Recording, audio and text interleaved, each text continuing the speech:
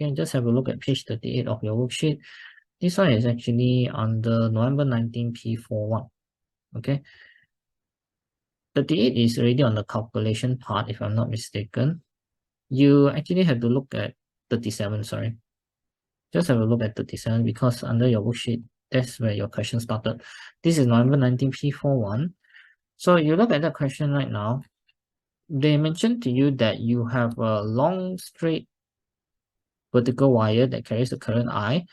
The wire passes through a horizontal card EFGH as shown in the figure here. On figure 8.2, draw the pattern of the magnetic field produced by the current carrying wire on plane EFGH. So right now, you have a wire with a current that's going in this direction. By right, you would have a pattern of concentric circles formed that represents your magnetic field. So you want to draw it in the next diagram here. Okay, so you tend to draw it as a pattern of concentric circles.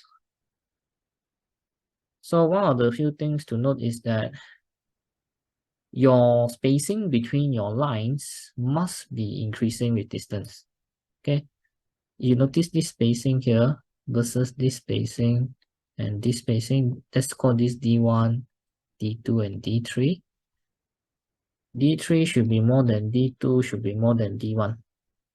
They must have increasing spacing because if you go further away from the center of the wire, your field strength actually decreases. So your spacing must decrease. Sorry, your spacing must increase, not decrease. Right? Your flux density decreases. Therefore, your spacing between lines must increase. Just to indicate that your flux density is decreasing. Your field strength is decreasing. Okay, so after that, there's one other thing to note. You need to mark out the direction of your magnetic field. So if you use your Fleming's, sorry, not Fleming's left-hand rule, if you use your right-hand grip rule, you imagine gripping the wire here with your right hand. The palm points in the direction of the current, but the curl of your finger points in the direction of your magnetic field. It should be pointing counterclockwise. So make sure you indicate out the direction of your magnetic field on your diagram. And then you will get your 3 marks. So when you draw your concentric circles, make sure there are at least 3 circles drawn, okay, so that we can actually see that you are drawing them with increasing spacing. Okay, so that one is the first part. Now, if you move on to the second part, part B, is on your parallel wires.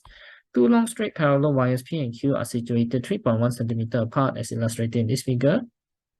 The current in wire P is 6.2 amps, whereas the current in wire Q is 8.5 amps. The magnetic flux density, B at the distance x, from a long straight wire carrying a current I is given by this expression. B is equals to mu naught I over 2 pi x. Notice that this equation is actually the same equation that I've given inside your notes, where mu naught is the permeability of free space. Okay, so this equation itself, you don't really need to remember it. If your question requires you to make use of it, they will specifically give it to you, like the current case that you have. So in the question, part 1, calculate the magnetic flux density at wire Q due to the current in wire P. So let's reread this statement carefully. They want the magnetic flux density at wire Q due to current in wire P. What they really want is the magnetic flux density due to current in wire P. That's what they want right now. So if you imagine drawing the 2 wires in parallel, this is wire P and this is wire Q. They want the magnetic flux density caused by wire P itself. So you imagine right now, the magnetic field that is caused by wire P will be a series of concentric circles. The left side would have the magnetic field coming out of the plane of the page. The right side would have magnetic field going into the plane of the page. So right now, I want to find out the flux density at wire Q. in my case, if I wanted to use the equation b equals to mu naught I over 2 pi x, my x is really from here to here. This is my x, which so happens to be 3.1 centimeter. Okay, they now want the magnetic flux density caused by wire Q at what?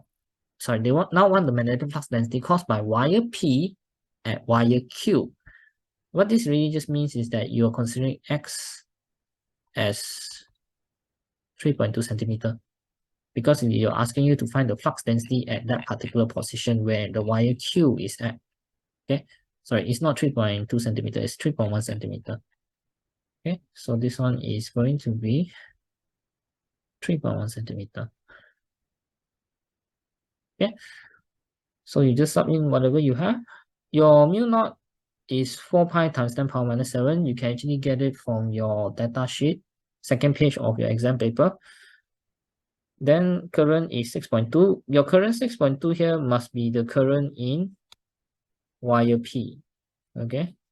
Then you have 2 pi, and then you have the distance x, 3.1 centimeter, change it back to meter, multiply by 10 power minus 2. Eventually, you will get the answer as 4 times 10 power minus 5 Tesla. This is your answer right now. Okay. So that's for this part. Okay, then in question part 2, the force per unit length in Newton per meter acting on wire Q due to the current in wire P. Calculate out the force per unit length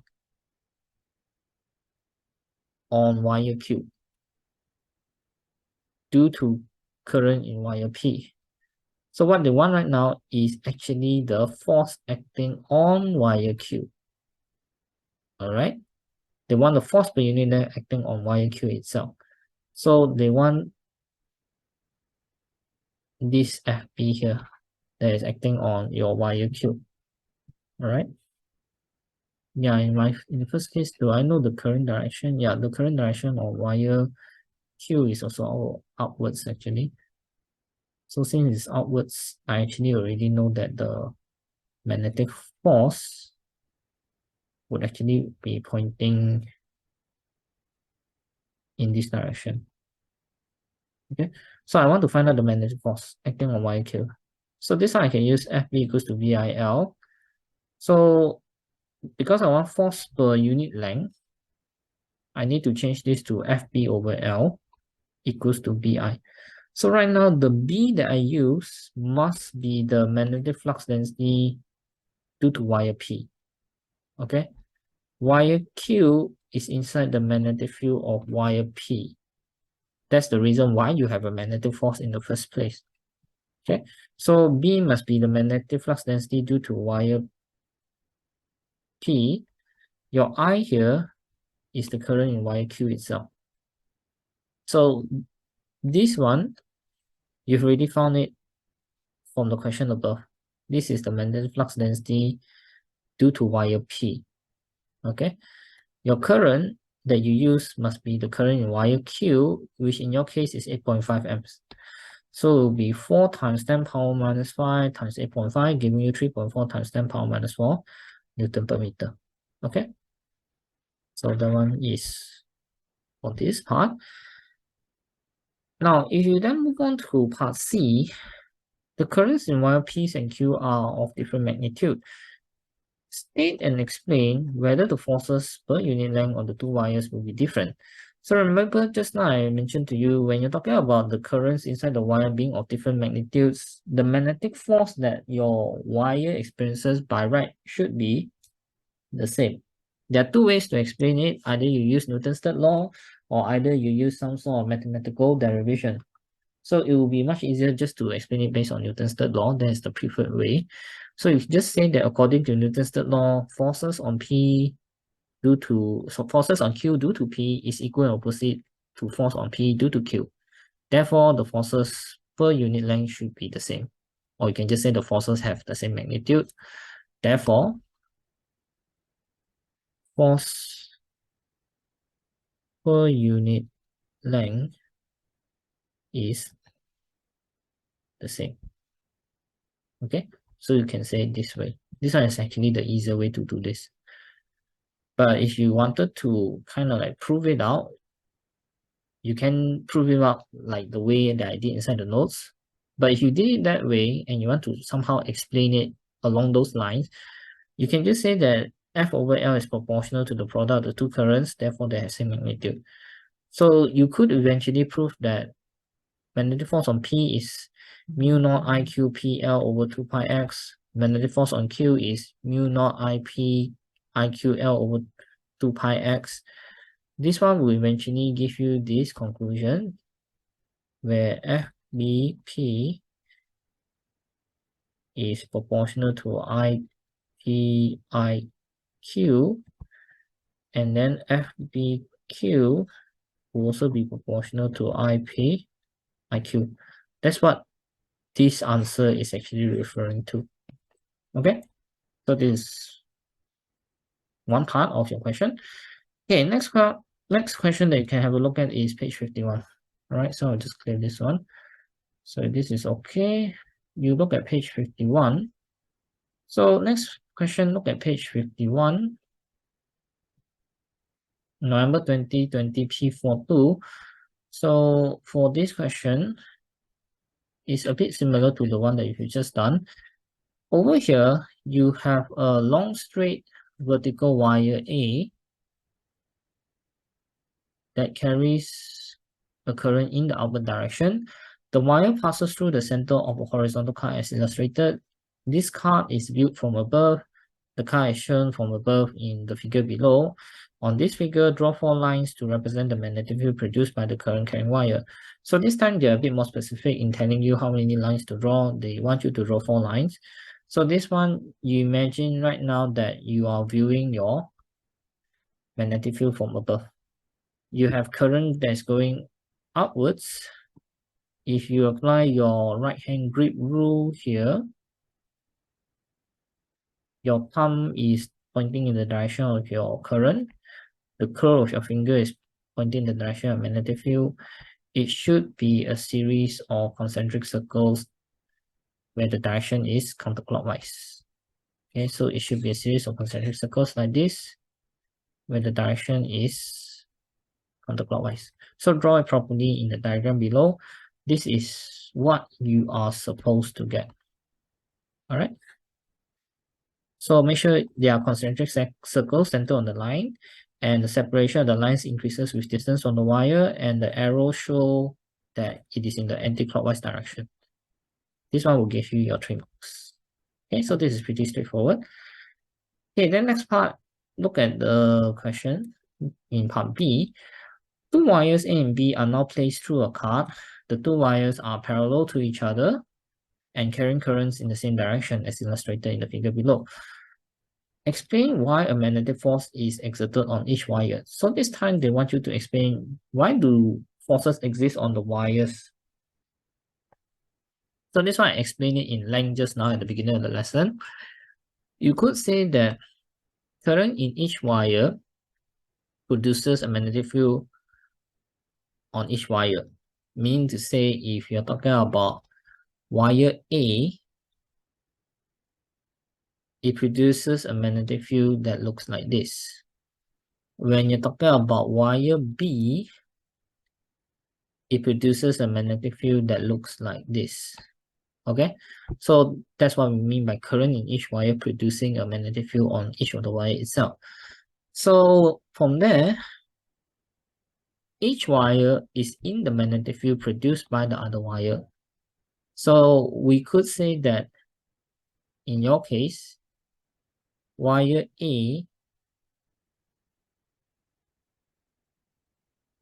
is in the B field of wire B. It's in the B field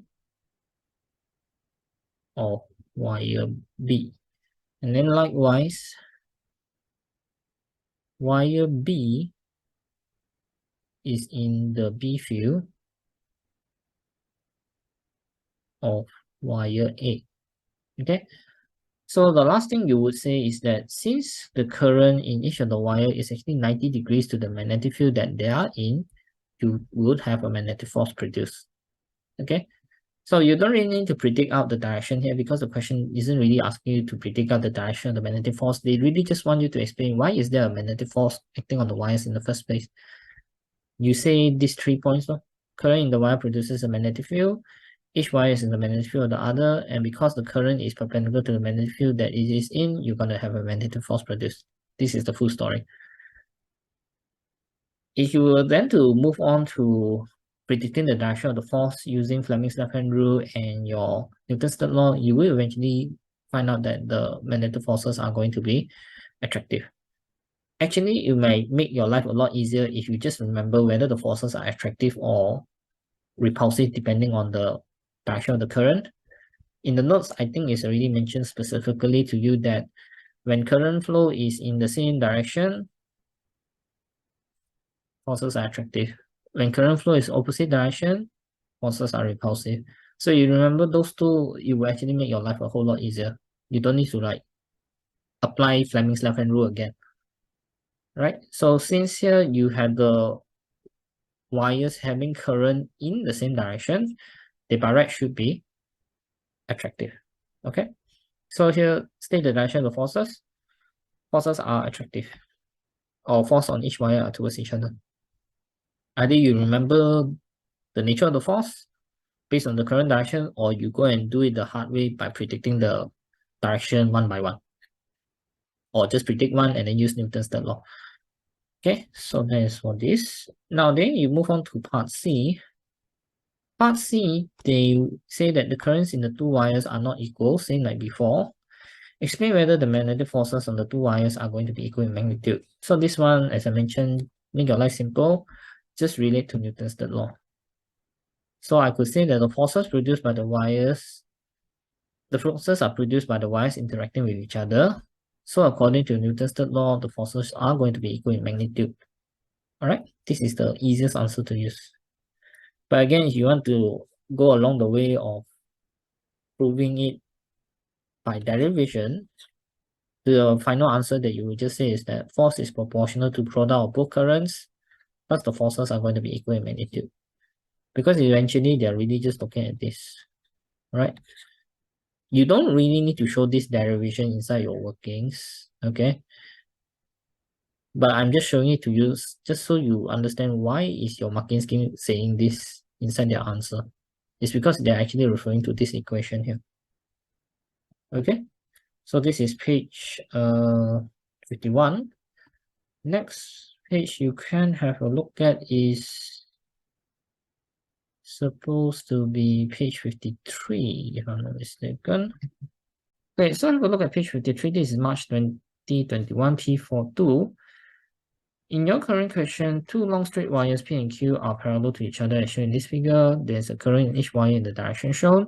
The pattern of the magnetic field lines in a plane normal to wire P due to the current in the wire is also shown. Okay, so from here, draw arrows on the magnetic field lines in the figure 8.1 here around wire P to show the direction of the field. So they're actually asking you to look at this one here. They just want you to indicate the direction of the magnetic field that's caused by wire P. The concentric circles are already drawn for you. So this one, all you just really need to do is to use your right hand grip rule. Palm points in the direction of your current. Curl of your finger points in the direction of your magnetic field. So it should be counterclockwise. So you just draw your directions like this. Okay, pretty straightforward. And then after that, let me clear off everything. Determine the direction of the force on YQ due to the magnetic field for wire P. Right? So read the question carefully. They want the magnetic force on wire Q. Find out the direction of the magnetic force on wire Q that was due to the magnetic field from wire P. Right? So what is the magnetic force on wire Q right now?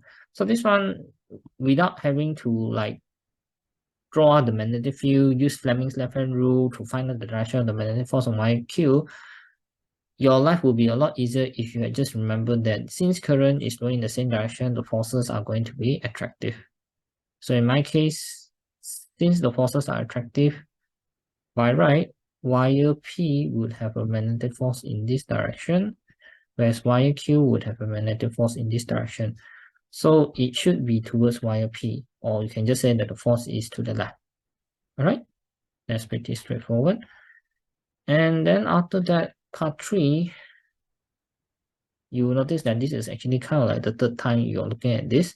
The current in wire Q is less than the current in wire P. Then explain whether the magnitude of force on wire P is less than, equal to, or greater than the magnitude of force on wire Q. So again, don't need to bother so much. Just say Newton's third law. The forces are equal and opposite to each other. So magnetic forces acting on wire P and Q are due to the fields interacting with each other. Therefore, according to Newton's third law, the forces will be equal to each other. You don't really need to say equal and opposite now. All right, because right now they're really just talking about the magnitude of the force. They didn't really bother about the direction. If you don't write opposite, it's fine. If you write it in, it's also fine. Okay. The first statement here that is in round bracket, you don't need to write this. Only the second statement, that's the one that gives you your 2 marks. Newton's third law, 1 mark. Forces are equal, another mark. Okay. So that should be okay. There's another question here that you can do before we take a short 10 minutes break. Have a look at page 4. Okay. This is November 15 P43. Right. Have a look at that question. Suggest an explanation for each of the following observations. 2 wires are laid side by side and carry equal currents in the opposite directions as shown in this figure. Explain why the total magnetic flux density due to the current in the wires is going to be negligible. Why is the total flux density close to 0 or negligible here? Okay. So in the case when you're talking about current that is moving in opposite direction like this and like this, let's just try to draw it out first, just so we have a better idea how they are supposed to look like. If you're talking about the wires being parallel and placed at a certain distance from each other, like this, if my current direction is opposite,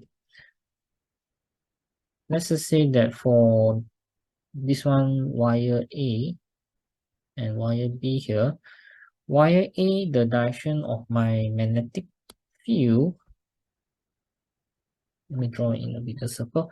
The direction of my magnetic field would be that this one is coming out of the plane of the page. This is going into the plane of the page. Okay. This is for magnetic field due to wire A. This is, maybe I should just write it here. This is B field due to wire A. If you're talking about the B field due to wire B now, it should by right look something like this. Where now the direction of my magnetic field should be going into the plane of the page over here, but coming out of the plane of the page at the other side. Let me just change the color because the color isn't really that clear. Maybe I should just use white. Yeah, this one, the magnetic field is going into the plane of the page. This one, the magnetic field is going out of the plane of the page. All right. So right now, if you had assumed that there's some sort of separation between the wires right now, notice that the magnetic field of the wires in this region here are actually in the same direction.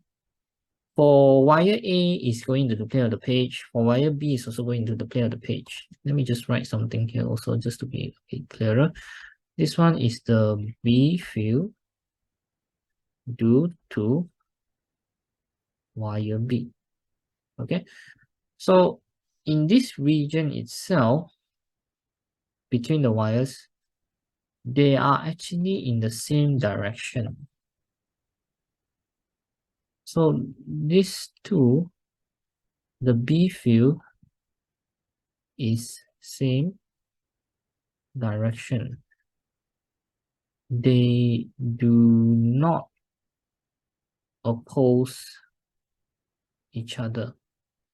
So they're just going to add up and become even stronger. Okay, they're in the same direction, they do not oppose each other. They will never be zero. The resultant flux density will never be zero in this case. The resultant flux density will never be zero here because they are in the same direction and they will add up. Okay, so why is it that in my current question they say that the magnetic flux density due to the current in the wires is negligible? From here you can see that the magnetic fields are actually strengthening each other, they're adding up to each other. So they're not even opposing each other in the first place. So you will never have the flux density being zero here. But the question is saying that they are zero here. So something is a bit odd here. This one you should have realized something from reading the question. The wires are actually laid side by side, meaning to say right next to each other. So this is the one thing to take note of from this question. The wires being laid side by side means that the wires are actually just right next to each other. They're adjacent to each other. That would mean something like this. So let me just redraw the diagram. If wires are laid adjacent to each other, right next to each other, if wires are laid right next to each other, they are going to look something like this now. I have to redraw this diagram. Okay, this one will be your wire A now. And the pattern of the magnetic field that I have would be similar, where this one is going out of the plane of the page, and this one is going into the plane of the page. This is wire A. But if I'm talking about wire B now, wire B is now right next to it, such that there's no separation. It could be that it is now somewhere around here. Okay, this one is wire B.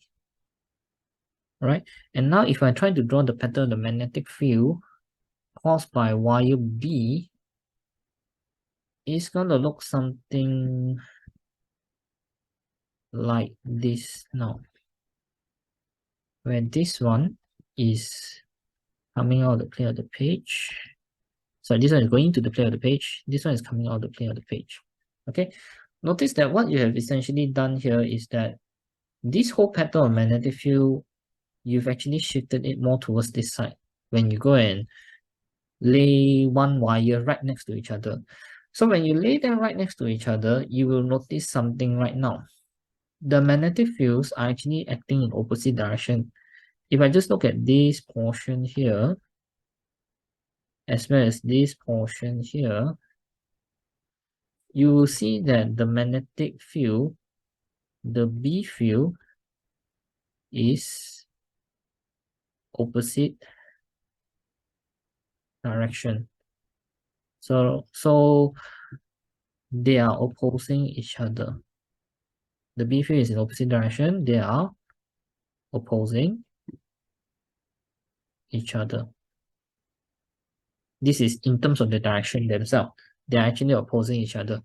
Okay, so if the magnitudes are the same, you could actually have complete cancellation. All right, so here I can say that the B field is in opposite direction. They are opposing each other. This one is point number 1 for me. Right now, if you look at the current is going up and down here. Another thing I could also say is that since current is the same, both wires have same flux density. This part here is to explain to you the direction. This part here is to explain to you the magnitude. Because if you recall just now what you did, when you're talking about the magnetic flux density caused by a current carrying wire is B equals to mu naught I over 2 pi d. This one, as I mentioned, you don't really need to remember the equation, but what you just really need to remember is that your flux density is actually proportional to current. If your I is increased, your B is increased, and vice versa. Okay, if your I is increased, your B is increased, and vice versa. But if your I is constant, your B is constant. I think it's better to just write it as if your I is the same, your B should be the same. So since both wires have same current, the wires will also have same flux density. Okay, so right now, if in terms of the direction, they are opposing each other, and in terms of the magnitude, they are actually the same, it will follow that they will cancel each other off. Okay, so there's one other additional thing here that I can then say. Since B field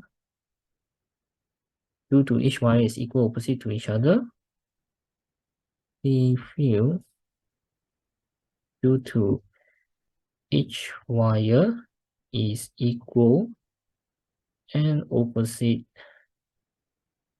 to each other, they give 0 resultant B field. They cancel each other off. That will explain to you why your photomagnetic flux density is actually negligible. Okay, so this is actually the long-winded explanation of it. But how are you going to write the answers? You actually just write as this. The magnetic flux density or magnetic field strength due to the currents are actually equal in magnitude but opposite in direction. Why are they equal in magnitude? Why are they opposite in direction? I explained it individually here already. So right now, the field superposed to give you 0 resultant field.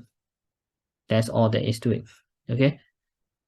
So the answer seems to be really simple, but the details in understanding it seems to be a bit complicated. All right. So that's for this particular question here. This is considered to be a hard question. All right.